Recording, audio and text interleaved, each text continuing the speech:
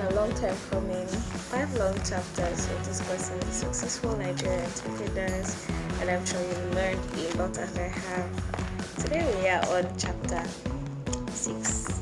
I know you have been following it. Thank you so much for your support and for everything you've been learning and implementing. This is one very interesting chapter we are on to today. Title of our chapter today is Pitching, Learning to Pitch Yourself. Pitching is basically the art of storytelling, the art of persuasion as an entrepreneur, your ability to meet somebody new and sell your idea to them. Not just sell your idea to them, but be able to get them on board with what it is that you're doing and get them interested in the products and services that you have to offer.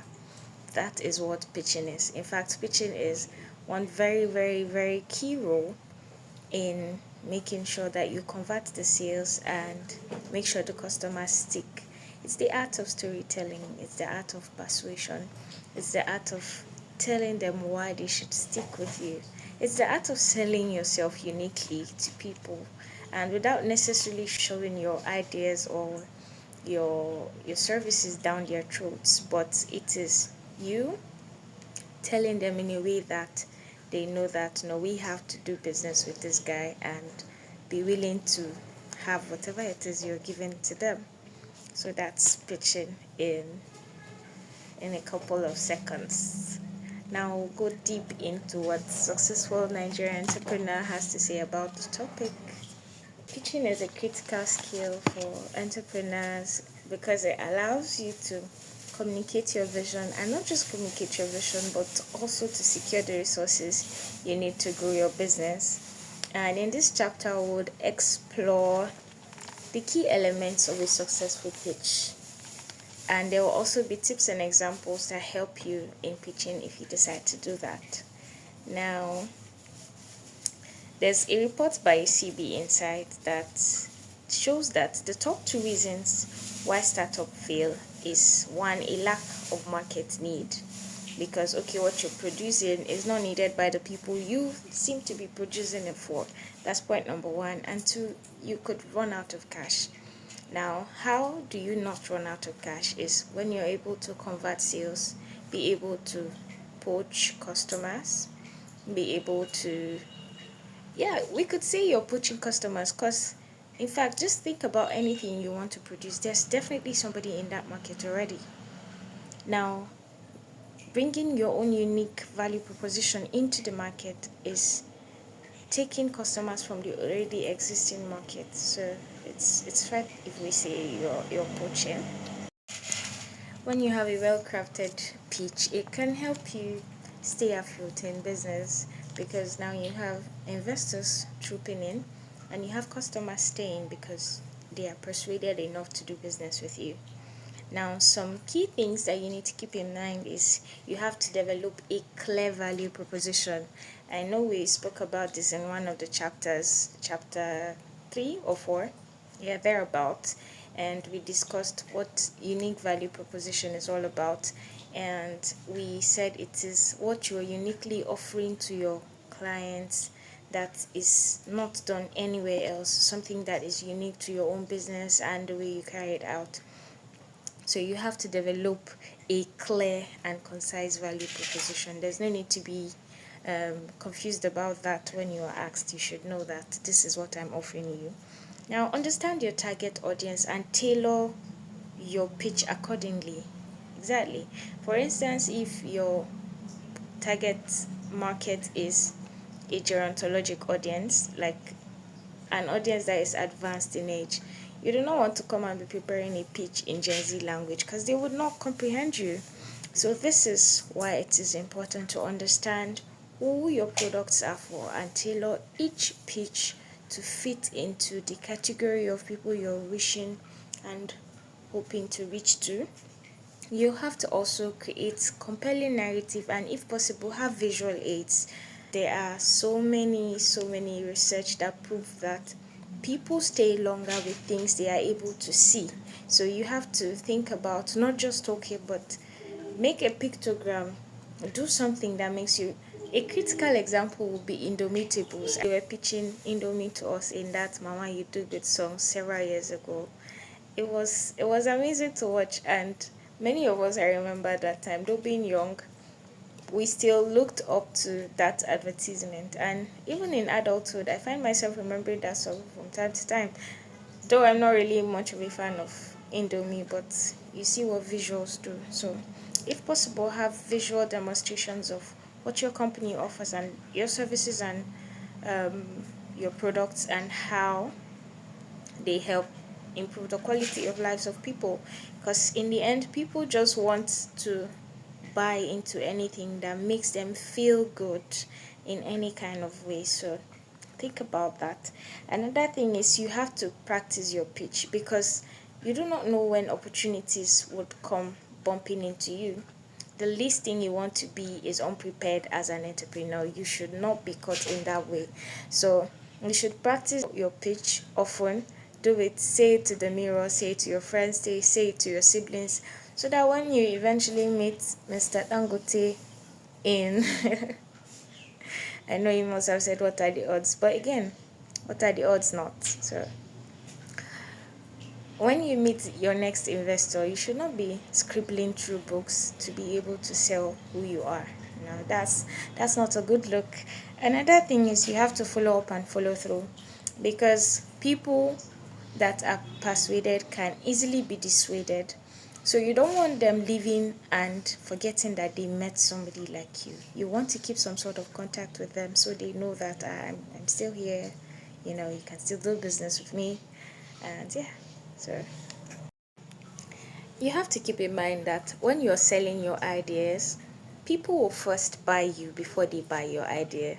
What that means is that most times the judgment of whether or not people will buy from you would come from their perception and acceptance of who you are first. So this is why you do not want to play with anything that comes in touch with your integrity, one, your appearance, two, three, the value you bring. Because people will judge you personally as an entrepreneur before they buy into what you are giving to them. So remember that you are the brand before the name comes, you come. You come and the name comes through you. I don't know if that makes sense, but just give it a thought. So you do not want to be in a place where people begin to doubt what you offer simply because of who you are and who you represent. That's why you have to cultivate a valuable set of norms, set of values, set of anything that puts you out as a good person. And I'm not saying you should be in eye service, no. I'm saying that as an entrepreneur, you have to learn the art of presenting yourself well, prim, proper. Let people see you and know that, yes, this one, if we do business with him, our money will not mysteriously go in vain. Or if we buy into what she's selling, we will not be disappointed. Let that level of excellence follow you as a person. Another very important thing about pitching is that your objective of pitching is not just to inform you. Pitching is not just about telling, okay, this is what I'm selling. Pitching is about being able to inspire your prospective audience and donors, to make them desire, support, and be a part of your idea. So you are informing them, but it's not the main goal, it's not the primary goal. The primary goal is trying to inspire them to see a reason why you are that person that they've been looking for, to see a reason why it is you they should do that business with, to see the reasons behind your idea, your innovations, and whatever it is that you're bringing. Now, this is something practical. Think about the biggest investor that your business needs right now. What if you meet that person today? Would they leave happy to have met you? Or would they leave not wanting to remember you, or not having a need to remember you because you've not left any impression about who you are or what you do? Keep that in mind. Now, when you've thought of that and you've answered that question, think about the billions of people doing business daily, being innovative and being startups, and then think about how, if you're in a room with them, what makes those investors think about you differently. That is how you come up with a great pitch. It is storytelling at its core. It is being able to sell without shoving it down their throats. It is being able to tell somebody to buy without saying buy.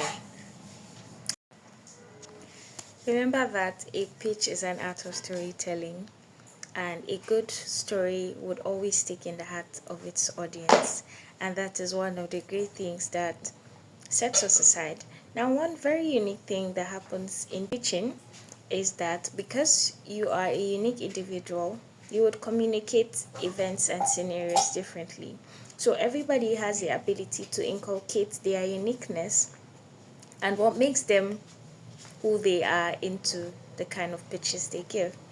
And this is just one of the very, very, very important things, because you know for sure that if you're a good storyteller, that you would seldom give a speech that flops, because every story captivates. It has a story behind why you are giving that story. One of the things to pay attention to is your passion, your sense of humor, your choice of words, your delivery, how detailed you are. Those are one of the very, very important things that make the difference in storytelling. One very key example is Dang Nigeria. Again, Auntie Ife is phenomenal. And I think you should look at her Facebook page, her Instagram page. Look at how she pitches her products to us subtly. She asks us, oh, we've discovered that this and this is the problem of the dark tone skin. You know, beauty companies are doing this, but they are not really doing this for you. So we have brought this product that does this and this and this and this for you. Now that sticks with you because you probably have the same issues with your skin. Something about the way she tells the story that makes it very relatable, and you find yourself planning to buy products that are maybe sometimes 50% of your monthly income.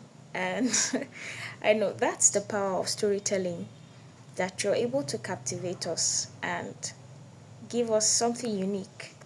That's just simply put, that's pitching. So anytime you think about pitching, think about a qualitative story. Think about it as if it is story time or grammar. Think about it as your audience are the people who that story is targeted towards. So you are going to tune the story into just what they need, just enough to make them desire to buy into what you have. And remember that the people will buy you first